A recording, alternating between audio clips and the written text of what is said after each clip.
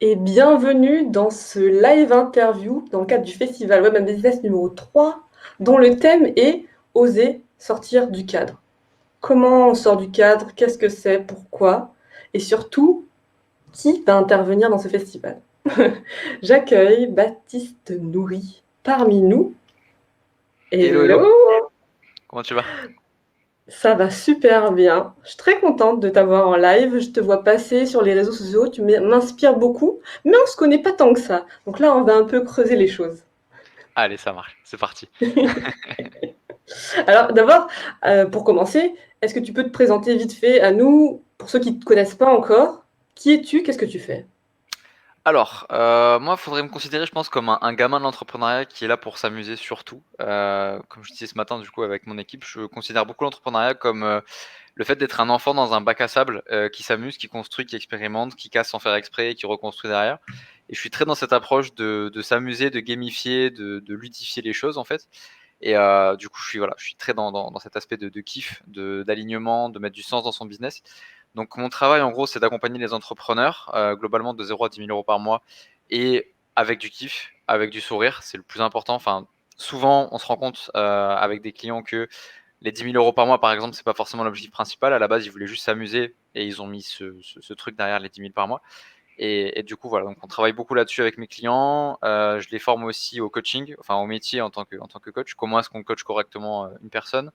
Je les aide sur les burn-out, je les aide sur la gamification, sur tout plein de trucs très intéressants. Donc voilà, si ça te va comme présentation. Ça me va. Dis-nous, comment ça se fait que tu es tombé dans le coaching? Alors c'est plus le coaching qui m'est tombé dessus. Donc l'histoire, c'est que je vais essayer de faire la version courte, sinon j'écris un bouquin où il y a la version longue. Hem, C'était un matin où je devais aller à la fac et ça faisait 4 ou 5 mois que j'étais déjà en échec scolaire total, j'allais plus à la fac, je faisais plus rien. Et un matin, chose que je ne m'explique toujours pas et que je pense que je ne m'expliquerai jamais, il y a quelque chose qui m'a fait me lever. Je me suis dit: «OK, aujourd'hui, je sais pas pourquoi il faut que j'aille à la fac. Il va se passer peut-être quelque chose aujourd'hui». Je sais pas quoi, m'a sorti du lit à 5 heures du mat, il fallait que j'aille à la fac. Donc ce que j'ai fait, je me suis dit: «Bon, bah, allez, pourquoi pas une fois pour voir».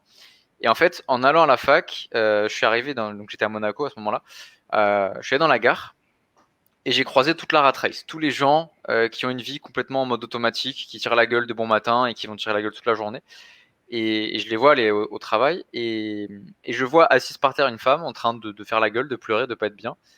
Et en fait, je suis choqué et là, il y a un truc qui s'est passé dans ma tête. Je suis choqué de voir qu'il y a peut-être 300 personnes dans la gare. Les 300 vont passer à côté, ils s'en foutent complètement de l'être humain là qui est en train de mal vivre quelque chose. Et je me suis dit: «OK, bah, je vais aller lui parler». Et en fait, ce que j'ai fait, c'est que j'ai signé mon premier client sans faire exprès, comme ça, sans même dire que je faisais du coaching ou quoi que ce soit. Donc je l'ai pas il y a pas eu de paiement ou quoi que ce soit, c'était juste une discussion. Et du coup, j'ai loupé mon train. Et en fait, j'aime bien dire que j'ai loupé mon train, mais j'ai trouvé ma voie. Parce que du coup, bah, en rentrant chez moi, je me suis dit: «OK, qu'est-ce que je viens de faire là?» Parce que j'ai kiffé ce que je viens de faire avec cette personne, mais qu'est-ce que c'est?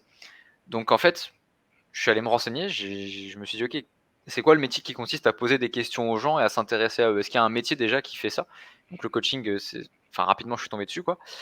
Et 2 3 semaines après, je vais voir mes parents, je leur dis: «Bon écoutez, j'arrête la fac, je vais en école de coaching. La fac, c'est plus possible». J'étais en fac de psychologie à l'époque et du coup, j'ai commencé le coaching comme ça, et étant très mauvais à la fac, quand je suis arrivé en école de coaching, j'étais premier de ma promo alors que j'étais qu'avec des gens qui avaient 20 ou 30 ans de plus que moi, donc je me suis dit: «OK, je suis bon naturellement. Qu'est-ce qui fait que je suis bon naturellement?» Et je me suis rendu compte que c'est le fait que ça me plaise naturellement qui me rendait bon naturellement aussi. Évidemment, il faut se former quand même, mais voilà, donc c'est comme ça que je suis tombé dans le bain du coaching et après petit à petit, bah, j'ai creusé, j'ai monté mon entreprise et puis, je suis là en face de toi aujourd'hui, pour cette interview. OK. Mais attends, il n'y avait pas des indices dans ton enfance ou quand tu étais adolescent ou même étudiant qui montraient que tu aimais poser des questions aux gens, les aider? Alors oui et non, l'indice c'était plus pour finir en tant que psychologue, d'où mes études de psychologie justement parce que je pense que tu connais le triangle de Karpman, j'étais très dans le sauveur, et pas forcément juste dans l'écoute. J'adorais me donner des conseils sans arrêt, sans arrêt, sans arrêt, que j'appliquais d'ailleurs pas pour moi. Hem Et en fait, je me suis dit: «Bah, peut-être que ça marche pas finalement la psychologie, sous cette forme-là pour moi». Et quand je suis arrivé en fac de psychologie et que j'ai pu côtoyé du coup des psychologues, des psychiatres, des psychanalystes, etc., je me suis dit waouh, ça c'est pas du tout mon domaine. Je pensais d'ailleurs, mais en fait, ce qui me convient pas là-dedans, c'est que en psychologie, on va travailler avec des gens qui ne sont pas bien et on va les aider à rattraper un petit peu le bordel. Alors que quand on est coach, on va travailler avec des gens qui vont déjà bien et on va les amener à mieux en fait. Et je me suis dit ok, je vais plutôt partir sur le côté positif de la chose, partir sur le coaching et pas tomber dans les méandres de la psychologie. Et du coup, je suis parti là-dessus. Et oui, pour répondre à ta question, il y a eu des indices, mais qu'à l'époque, j'ai pas su lire correctement. Je pensais que c'était plus de la psychologie que du coaching, choses qui sont très différentes. Et donc voilà, après, ça m'a mis sur la voie quand même, effectivement. C'est trop intéressant. Donc le thème du festival, c'est oser sortir du cadre. Donc toi, tu es coach. Comment tu sors du cadre? Est-ce que au début, j'imagine que tu étais coach comme tous les autres coachs, sortis de l'école. Qu'est-ce qui fait que tu as changé de voie, que tu as voulu vraiment créer un truc à ta couleur? Bah, j'ai commencé par copier les couleurs des autres, hein, comme tous les coachs, hein. On commence, on fait comme tout le monde. Notre idole, c'est Tony Robbins, c'est David Laroche, et ça s'arrête là, et puis voilà. Et petit à petit, bah, j'ai commencé à me créer mon propre jugement du milieu. J'ai commencé à voir un petit peu les connards qu'il y a sur le marché aussi, parce qu'il y en a malheureusement. J'ai commencé à payer cher des formations chez des gens qui sont pas forcément compétents, qui ont peut-être pas la pédagogie nécessaire pour amener du résultat à leurs clients, etc. Et petit à petit, je me suis dit, ok, c'est quoi moi ma vision du coaching? Comment je fais ça pour que ça me plaise vraiment sur 10 ou 15 ans, pour que je sois vraiment tranquille à ce niveau-là, et que ça fasse sens pour moi. Et je me suis dit, bah moi, il faut juste que je m'amuse en fait. Il faut que ça fasse sens pour moi. Il faut que je m'éclate et il faut qu'il y ait ces aspects un petit peu que je peux retrouver dans du jeu vidéo par exemple, où il y a des accomplissements, où il y a des récompenses, où il y a des trophées, où il y a des titres, ce genre. Enfin, c'est plein des processus de gamification. Et, et en fait, je me suis dit, ok, bah, je vais construire mon coaching, ma façon de coacher sur ce pilier-là, le fait de mettre du sens et de s'amuser. Et aujourd'hui, mes clients, je vais les accompagner principalement sur ça, sur le fait de se connaître eux-mêmes et de faire leur business en fonction de qui ils sont eux et en fonction de leur système de valeurs, de leurs croyances et de ce qu'ils veulent pour leur vie. C'est pour ça que je vais pas te dire, viens, je t'amène au million. Parce que peut-être que le million, t'en as rien à foutre et toi, tu veux juste élever des chèvres en fait. Et c'est très bien aussi. Et je vais t'apprendre du coup à élever des chèvres en mode meilleur éleveur de chèvres possible. Mais il faut que ce soit un truc qui t'appartient, tu vois. Donc je vais vraiment travailler sur ça avec mes clients, sur le fait de, on va créer un business, oui, on va faire du résultat et du chiffre, oui aussi, mais il faut que ça t'éclate en fait. Il faut que quand tu te lèves le matin, tu sois excité comme une puce en fait, et que tu te dises, waouh, j'ai trop hâte, j'ai envie de faire ça, j'ai envie de lancer cette offre, de faire ce coaching, d'avoir ce client. Et, et on va faire des tris en fait sur plein de dynamiques différentes. C'est-à-dire que moi, un coach que je vais accompagner, je vais déjà lui dire, est-ce que tes clients ils t'excitent aujourd'hui? Pas physiquement évidemment, hein. Est-ce que tes clients, est-ce qu'ils te régalent? Est-ce que tu es content de les voir? Est-ce que quand tu vas allumer ton Zoom, est-ce que ça va t'apporter de l'énergie ou est-ce que ça va t'en prendre? Et en fait, je vais me baser sur toutes les thématiques qu'on peut avoir en tant que coach, la partie marketing, la partie technique, la partie opérationnelle, la partie administrative. Comment est-ce que tu rends tout ça cool en fait? Et plus j'ai creusé là-dedans, plus je me suis rendu compte que j'étais à peu près tout seul à me concentrer vraiment sur ça. Et beaucoup sont plutôt dans la promesse financière, dans la promesse de liberté, etc. Chose que je partage aussi, hein. Euh, et je me suis dit, bon, bah, ok, je vais faire mon petit trou là-dedans, ça me plaît bien. Et à côté de ça, comme tu dis, comment je fais à sortir de la boîte? Déjà, je pars du principe qu'il n'y a pas de boîte, je prends la place que je veux. Quand je veux m'étendre, je m'étends, et quand je veux me rapetissir, je me rapetissis, et puis c'est ok pour moi. Et j'incite en fait mes clients à faire la même chose, à prendre la place qu'ils ont envie de prendre, et pas la place qu'on leur dit, bah prends ça parce que vu que t'es coach, il faut que tu sois le futur Tony Robbins. Non, Tony Robbins c'est Tony Robbins, c'est toi, et puis c'est très bien. Donc voilà, je pars sur cette approche-là au travail. Trop bien. Laura Nathalie dans la place. Il faut juste que je m'amuse, mais oui, tellement. On voit qu'il y a de la synchronicité, là, vous allez voir pendant le festival, il va se passer des choses. Ouais. Ok. Donc, tu nous as parlé de gamification. Pour ceux qui ne connaissent pas ce que c'est, à quoi ça consiste en fait. Alors la gamification, le principe, c'est de rendre quelque chose ludique par des processus de jeu. Quand tu prends ça c'est Idriss Aberkan qui en parlait très bien. Il disait que par exemple un lion, un lionceau du moins, quand il va grandir, il va apprendre en jouant. Et il va apprendre à chasser en jouant avec ses frères et sœurs, en chassant des tout petits animaux quand il est jeune. Il va s'amuser en fait avec ses parents, etc. Et si le lion, qui est quand même le prédateur naturel ultime, qui peut mourir d'une seconde à l'autre avec une blessure, parce qu'ils n'ont pas la sécurité sociale, les lions, dans la savane, ils peuvent mourir n'importe quand. Si eux, ils apprennent en s'amusant, ça montre l'importance et la place du jeu, en fait. Et le jeu, pour l'être humain et pour l'animal plus globalement, c'est la meilleure façon qu'on a d'apprendre et de s'éclater au passage, parce que c'est quand même ça aussi qui est important. Et donc, ce que je fais, c'est que cette gamification, je me suis dit, quels sont les processus que je peux utiliser pour que mes clients, ils s'amusent en fait en apprenant leur métier, et ils s'amusent en pratiquant leur métier directement. Donc, ce que je fais, c'est par exemple dans le programme incubator, du coup, petit clin d'œil à la fameuse promo du festival, ce programme-là.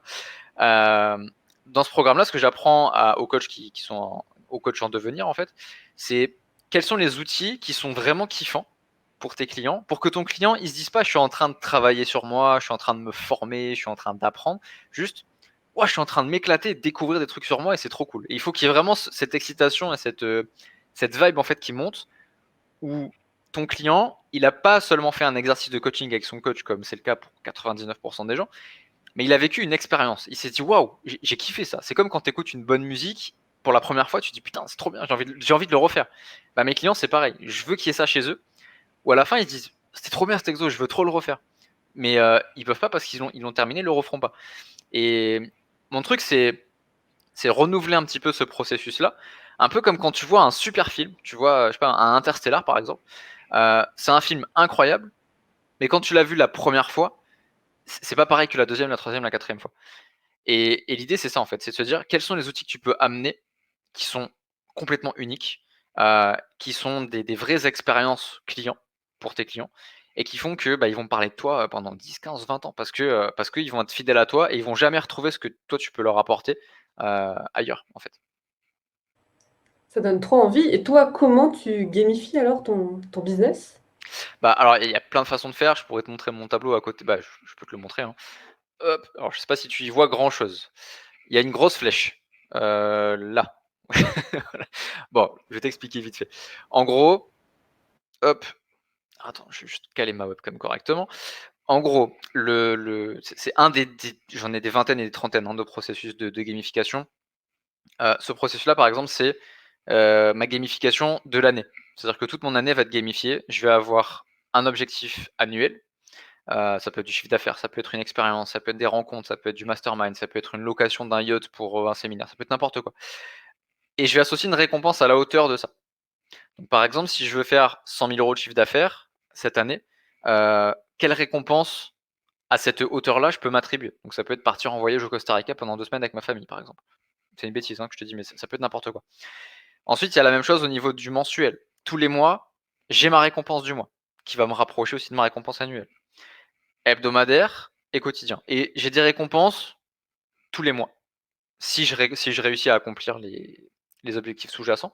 Et en fait, ça m'amène à me récompenser sans arrêt. Moi, c'est Noël toute l'année chez moi, en fait, si tu veux. Toutes les semaines, je m'achète des trucs, tous les mois, je m'achète des trucs. Et à l'année, à chaque fois, à la fin d'année, je me fais un bon gros cadeau. Et je trouve ça beaucoup plus dynamisant de se faire des cadeaux sans arrêt que, que se dire, ouais, objectif smart, parce que ça, on l'entend partout. Hein. Objectif smart, il faut que pour le 10 juillet, j'ai accompli telle action, machin. Sauf qu'une date, non seulement ça fout la pression, ça stresse, et quand tu passes la date et que t'as pas accompli ton objectif, bah tu t'en veux, t'as les nerfs, tu culpabilises, tu te dis ah, en fait je suis nul, j'arrive pas. Alors que quand t'as pas de date, mais que tu as juste une récompense, le matin tu te lèves, et je fais le pont avec un autre outil que j'ai, et je me dis ok, quel cadeau j'ai envie de me faire aujourd'hui?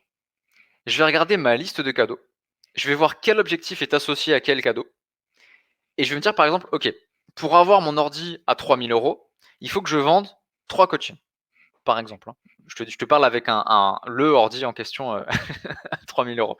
Et ben, je me le suis offert parce que j'avais pas la pression de la date, j'avais l'excitation de la récompense. Et c'est beaucoup plus dynamisant de se dire, heu, une fois que j'aurai accompli cet objectif-là, j'ai gagné un ordi à 3 000 balles. Alors pour moi, c'est un truc qui fait sens, pour toi peut-être pas. Ça dépend vraiment, chacun va s'offrir des récompenses qu'il veut. Mais du coup, tous les matins, je me lève, je regarde mon tableau et je me dis: «Tiens, qu'est-ce que j'ai envie de m'offrir aujourd'hui?» Et je fais plus les objectifs parce qu'il faut que je les fasse ou parce que mon coach m'a dit de les faire ou parce que, il y a une date ou il y a une échéance, mais je les fais parce que j'ai choisi ce matin de me faire ce cadeau-là. Ce qui fait que je tourne à la récompense et le circuit de la récompense, c'est un circuit, qu'on retrouve dans les addictions pour dire la fiabilité du système. Il y a ceux qui sont drogués à la cocaïne et moi je suis drogué aux récompenses en fait, si tu veux. Donc je me suis dit: «Bah, autant se servir de ce système-là» et en fait ça marche super bien. Ça marche super bien et mes clients, du coup, je les aide à relier, en fait, les objectifs qui font sens pour eux à des récompenses qui font sens pour eux. Je pense notamment à Christophe, peut-être qu'il nous verra sur ce live s'il passe. Hem, on a trophéisé, c'est encore un autre outil ça. On a trophéisé ses objectifs et en fait, son trophée platine, donc le plus haut niveau de récompense, c'est un home cinéma, de, 5 000 € parce que c'est un passionné de cinéma. Donc un truc de fou et en fait, en fin de coaching, il était comme un fou, il me disait: «Mais c'est trop bien, j'ai hâte de me mettre au travail» et en fait, c'est ça qu'on recherche quand on veut travailler sur quelque chose et qu'on veut développer une activité, une offre, un business ou quoi que ce soit. Derrière, il faut qu'on se dise, hem: «T'inquiète mec, ça va être la fête après. Une fois que tu auras réussi, ça va être la fête. Tu vas te faire le cadeau de ta vie» et en fait, le cadeau de ma vie, moi, je le fais au moins une fois par an et quand je vois des Jocko Willink, des Gary Vee, des mecs comme ça qui te disent: «Il faut se lever à 4 heures tous les matins, il faut poncer comme un bâtard pendant 12 heures par jour, il faut jamais, jamais manger une pizza parce que c'est pas bon pour ta santé, tu as besoin d'être en bonne santé». Calmez-vous les gars, ça sert à rien de faire ça, faites-vous plaisir un petit peu, enfin, c'est super important, à un moment donné, c'est super important.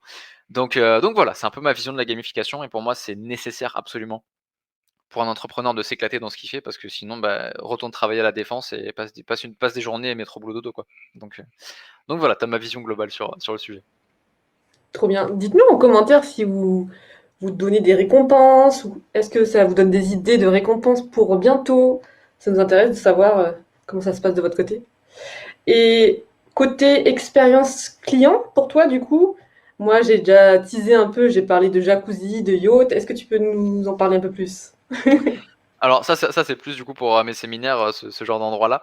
Le plus récent étant un penthouse et le prochain étant un chalet de luxe, à la montagne. Donc on a plein d'endroits comme ça, des trucs un peu sympas, parce que pour moi le client, alors il est roi, mais roi humble. C'est-à-dire que c'est pas non plus lui qui va me dominer, c'est moi qui décide quel client je vais signer, c'est moi qui décide comment je vais l'accompagner, combien de temps et cetera. Mais le client, une fois qu'il a payé chez moi, il a payé une expérience de transformation. Il n'a pas juste payé un coaching ou une formation. Il a payé un truc de dingue. Il a payé quelque chose que s'il va pas en parler à sa famille parce qu'il est trop content, c'est que moi j'ai merdé quelque part. Donc je pars vraiment de ce principe-là. Ensuite, alors pour ce qui est de tous les endroits un petit peu luxe, que tu as cités, hem, bah, ce client roi, pour qu'il vive une transformation, et qu'il vive des expériences profondes, ultra stylées et inoubliables, heu, il faut des lieux en conséquence. Donc il y a, comme tu dis effectivement, ça j'ai déjà fait, bah, il y a le yacht, il y a les villas, il y a les penthouses, il y a les grosses baraques, il y a les machins comme ça. Ça peut faire un peu superficiel. À côté de ça, on a d'autres immersions que je suis en train de préparer là avec mon équipe d'ailleurs, on en a parlé ce matin. Hem On va faire plus du retour à la nature, c'est-à-dire qu'on va prendre un petit chalet dans la montagne, mais très modeste, où la chambre elle doit coûter 20 balles, tu vois? Un truc tout petit, tout pourri. Heu, il y aura pas internet, on parlera pas de business, on parlera pas d'argent, on parlera pas de films, de séries, rien de connecté, en fait. On va vraiment déconnecter, faire un retour à l'essentiel. Donc on a des coachs dans mon équipe qui sont spécialisés là-dedans, dans le retour à ça, en fait, retour à ce qui est vraiment important et en fait, les clients que je vais accompagner là-dessus, je vais les accompagner sur: «Rappelle-toi que ce qui est important dans ton entreprise, c'est l'entrepreneur. Avant même l'entreprise, c'est l'entrepreneur qui fait que l'entreprise est en bonne santé. Donc en fait, on va beaucoup travailler là-dessus et après tu as effectivement, comme tu m'as dit, les endroits plus luxe où là, on va beaucoup plus parler business, on va quand même parler spiritualité et cetera. Où on va partir sur, voilà, je vais verrouiller un yacht, on va se mettre à 8 dessus, on va faire du gros business toute la journée, on va s'éclater, on va partir en jet ski, on va faire des trucs, voilà. Je vais pas te teaser tout ce que je fais parce qu'il y a plein, plein de trucs, pour le coup qui sont vraiment réservés aux clients. Mais, sache une chose, c'est que voilà, les personnes qui payent chez nous et qui font un événement chez nous, ils s'en rappellent et ils aiment en parler après. Ils disent, effectivement, c'était pas mal. Donc voilà, c'est vraiment le postulat qu'on a, c'est que le client, une fois qu'il est passé par nous, il a envie de repasser par nous encore après. Qu'il se dise: «Putain, c'était trop bien, je veux refaire». Comme un gosse qui sort d'un manège, bah, la première chose qu'il te demande, c'est, soit aller manger la barbe à papa et ça, on va lui proposer aussi, soit retourner dans son manège et ça, c'est notre métier donc voilà, on essaye d'être excellent là-dessus et de prendre, la place de numéro un sur le marché francophone, heu, par rapport à ça, à cette gamification et à cette expérience que tu peux avoir en tant que client de coaching. Waouh! Il y a Laura qui dit que elle, à chaque mini étape de son business, elle s'offre des restos. Et ça lui donne envie de remettre les récompenses dans son process. Bah oui, Ah, ça il donne faut, il envie, faut. hein. Ah ouais. En plus, les restos là, tu parles au cœur là. Au ventre. Au ventre. Parlons festival. Du coup, tu es intervenant pour le festival Web and Business numéro 3, Oser sortir du cadre. Mais de quoi tu vas venir nous parler? De quoi tu vas venir nous faire travailler, inspirer? Dis-nous en plus. Alors, pas mal de trucs. Je vais limite me perdre, je pense, parce qu'il y a tellement de choses à dire. Je vais te faire le festival maintenant si je commence à vraiment me laisser aller, donc stop-moi si je commence à trop parler. Mais on va parler surtout de la création des offres, on va parler surtout de magnétisme aussi. Je pense que dans toutes mes interventions, je ramènerai aussi un petit peu à ça, au fait de magnétiser les choses et naturellement d'amener les choses à soi, en fait. Si je dois vraiment résumer à ça, ce serait du magnétisme, c'est tu vas avoir une offre qui cartonne, qui te différencie, qui fait que tu es unique et que tu es perçu comme unique parce que tu l'es vraiment. Bah, c'est par rapport à quelle énergie tu vas dégager, qui est-ce que tu vas attirer naturellement et comment est-ce que tu fais à pas stresser de pas attirer, en fait? Parce que souvent c'est ça, j'ai beaucoup eu de personnes qui m'ont dit: «Mais, tu pas stressé de temps en temps de pas avoir de clients parce que on dirait que tu les attires naturellement, mais au bout d'un moment ça marche plus?» Et en fait, je leur réponds que si ça marche, à partir du moment où je m'en fous, en fait. Il y a Mark Manson qui a fait un bouquin très bon là-dessus, L'art subtil de s'en foutre. Et ça, je le répète à mes clients sans arrêt, je suis désolé pour la vulgarité, mais plus tu t'en bats les couilles, plus ça marche, en fait. Et c'est ça qui est incroyable quand tu es entrepreneur, c'est que quand tu t'en fous de faire des résultats, de faire de la renta, du chiffre, et cetera, et que tu fais ça parce que ça te régale, en fait, et juste ça t'amuse, que ce soit un festival, que ce soit un événement, que ce soit une intervention, que ce soit publier un bouquin ou que sais-je, heu, si tu es là pour t'amuser, ça fonctionne. Et ça, du coup, c'est ce que je vais, communiquer dans ton festival. Comment est-ce qu'on fait à s'amuser, à se détacher alors qu'il y a quand même peut-être une pression qui va se faire avec l'argent? Comment on fait à se détacher de ça et se rattacher à ce qui est vraiment important, à savoir, bah, tes clients, les résultats qu'ils peuvent avoir et toi, ton niveau de kiff, en fait, par rapport à tout ça? Donc on va parler de tout ça dans le festival et bien plus encore. Waouh! Est-ce que ça vous dit? Est-ce que ça vous excite ou pas? Dites-nous en commentaire. Moi, oui! Ça va être trop cool. Du coup, je récapitule le festival Web Business numéro 3. Ça commence le 27 septembre et ça dure 3 semaines. Il y a une semaine et demie de découverte et il y a une semaine d'immersion avec des lives, des ateliers pratiques, des reconnexions au corps, des rencontres réseau, des speed coaching. Genre, c'est fou, quoi. Hyper vrai le côté pas stressé de ne pas attirer. Je crois que c'est là où tout le monde se plante. Ouais. Bah, à mon On en avis, parlera. c'est un gros point mindset qui revient assez régulièrement et qui est humain en fait. Je pense qu'on est formaté à vouloir des résultats quand on fait quelque chose. Du coup, mon enfant intérieur danse toute seule. Ouais, moi aussi je danse. Pour clore ce live interview, bah, j'aimerais bien te poser la question de s'il y avait quelqu'un en face de toi qui justement est en stress là, qui est en stress, même pas de vendre, mais juste de publier, de faire quelque chose, tu vois, qui est figé. Ce serait quoi ton conseil à lui? Je dirais: «Pète un coup, mange-toi une pizza et tu le fais après, c'est pas grave. Stresse pas, tout va bien se passer». Pour le coup, je suis très détente, je vais pas te dire: «Ouais, vas-y, fais-le, force à toi». Non, détends-toi, ça va bien se passer, c'est cool, en fait et tu verras que, il se passe pas grand-chose, en fait, quand tu publies quelque chose. Tu publies un contenu, bah, il y a peut-être 2 personnes qui vont le voir au début parce que tu démarres et tu pas encore référencé donc même mathématiquement, on te verra pas dans ta connerie si tu fais une connerie donc c'est pas grave, tu risques rien. Donc vas-y, fais-le et puis vois ce qui se passe. Trop bien. Challenge accepted. Ok, bah merci beaucoup Baptiste. Avec C'était plaisir. fun. Ça met vraiment la couleur de gamification, de plaisir, de kiff. Le festival va être ouf. Je n'ai qu'une hâte, c'est que ça commence. Venez. Du coup, allez sur le site, j'ai mis le lien en description. Allez checker la page. Est-ce que ça vous dit? Est-ce que il y a le feeling? Est-ce qu'il y a l'envie? Et rejoignez-nous. Bonne journée et à bientôt.